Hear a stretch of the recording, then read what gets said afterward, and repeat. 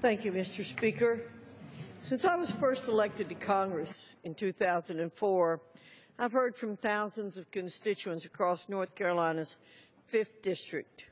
In recent years, there has been an understandable note of frustration in their voices over the direction that our country is headed. These folks know all too well the struggle to find a job and pay the bills. They're angry that it takes an average 111 days just to make enough money to pay the government for starting to keep what they earn for the year. They've watched an oppressive government intrusion into health care make it far more difficult and expensive for many to do business.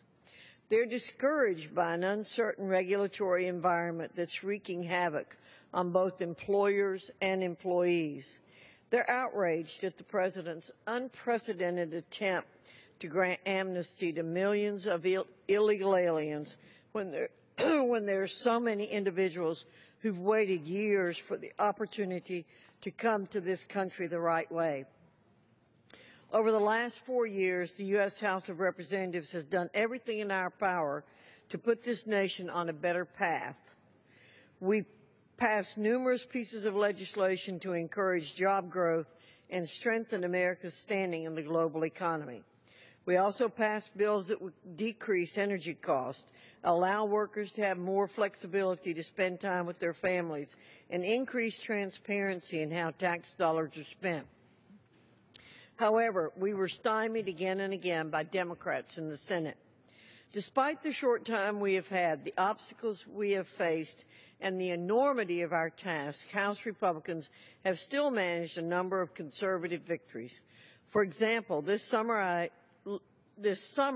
legislation I authored was signed into law to streamline the federal workforce development system, including the elimination of 15 duplicative programs.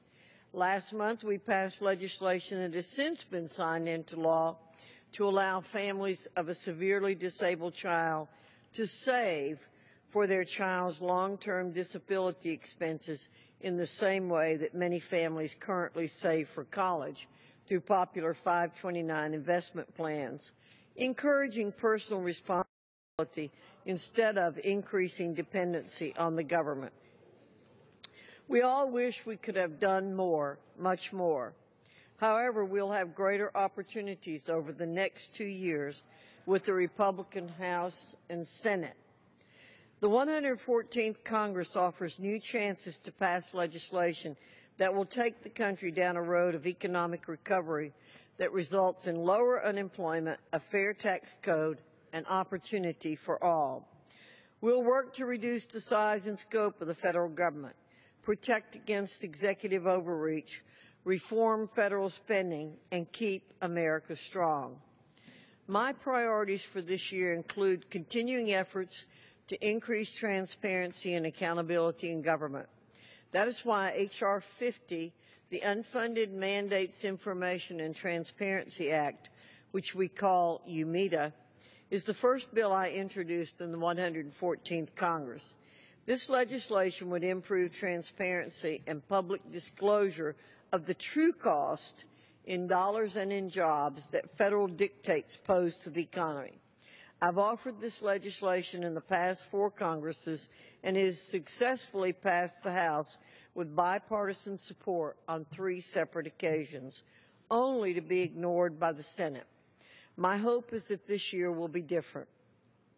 Congress will also face off against the White House this year over President Obama's attempts to short-circuit the American immigration process. By extending funding for the Department of Homeland Security only through February 2015, the House and Senate are prepared to confront the President's unparalleled power grab without the threat of a looming government-wide shutdown, and we'll do everything we can to stop his destructive actions. Congress will be addressing the American people's greatest priorities in the 114th Congress, and we'll work hard to build a better future for American families. I yield back, Mr. Speaker.